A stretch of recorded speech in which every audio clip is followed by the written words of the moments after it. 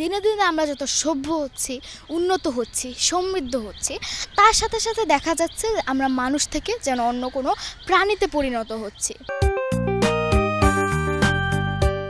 জল হওয়া কাদামাটির এই দেশের কোমল হৃদয়ের মানুষ যেন দিনে দিনে বদলে গেল। এক এক করে ভেঙে গেল যৌথ পরিবার। এখন যেন দাদা দাদি, নানা নানি, চাচা চাচির সাথে মিলেমিশে বসবাস করা পরিবারের সংখ্যা এই সমাজে যেন এখন নেই বলে চলে। আমাদের সমাজ কাঠামো এমন পর্যায়ে এসে দাঁড়িয়েছে যে বাবা মা বৃদ্ধ বয়সে সন্তানের সাথে বসবাস করা যেন একটা স্বপ্ন হিসেবে দাঁড়িয়েছে। এখন দেখা যায় যে সন্তান পূর্ণবয়স্ক হলেই তারা বাবা মার থেকে বিচ্ছিন্ন হয়ে যায়, নিজেদের পছন্দ মতো জীবনযাপন করে। তাই বাবা মা বৃদ্ধ বয়সে গিয়ে একা হয়ে পড়েন। অনেক সময় দেখা যায় যে বৃদ্ধ বয়সে এসে সন্তানের সান্নিধ্যতার অভাবে অসহায় হয়ে পড়েন অনেক পিতামাতা।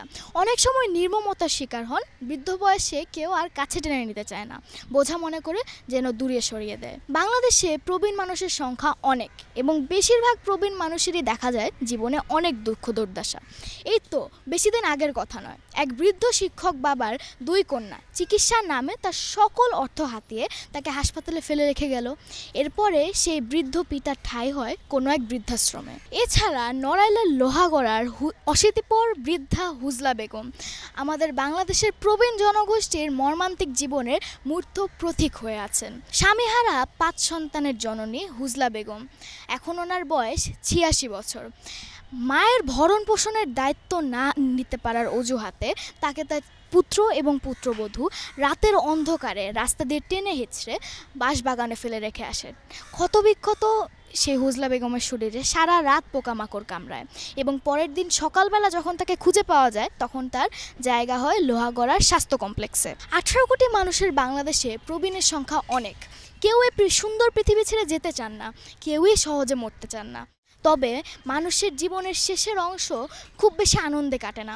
বাংলাদেশে বিত্তশীল প্রবীণের সংখ্যা কিন্তু খুব কম। সেক্ষেত্রে আমাদের 18 কোটি মানুষের মধ্যে প্রায় 1.5 কোটি মানুষই কিন্তু প্রবীণ। তার মানে আমাদের দেশের জনগোষ্ঠীতে প্রবীণ মানুষদের সংখ্যা প্রায় 7%। একসময় বাংলাদেশে কোনো বৃদ্ধাশ্রম ছিল না। তবে দিনে দিনে আমরা যত সভ্য হচ্ছি, উন্নত হচ্ছি, সমৃদ্ধ হচ্ছি, তার সাথে সাথে দেখা যাচ্ছে আমরা মানুষ থেকে যেন অন্য কোনো প্রাণীতে পরিণত হচ্ছি। অনেক সন্তানের মাধ্যমে পিতামাতার ঠাঁই হয় বৃদ্ধাশ্রমে। পিতামাতা মৃত্যুবরণ করার পরেও সন্তানরা যেন তাদের লাশটা পর্যন্ত গ্রহণ করতে চায় না। বৃদ্ধ বয়সে মানুষ যেন শিশুর মতো হয়ে যায়।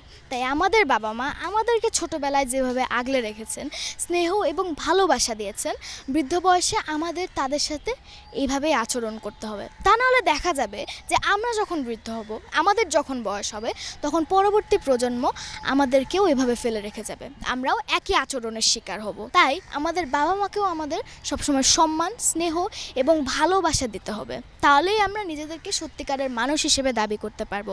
তাহলেই এই পৃথিবীটা, এই দেশটা, এই সমাজ সত্যিকারের সুন্দর এবং সমৃদ্ধ হবে। সুভাষা ফায়ার চিস্তা, একটু ভাবুন, RTV, ঢাকা।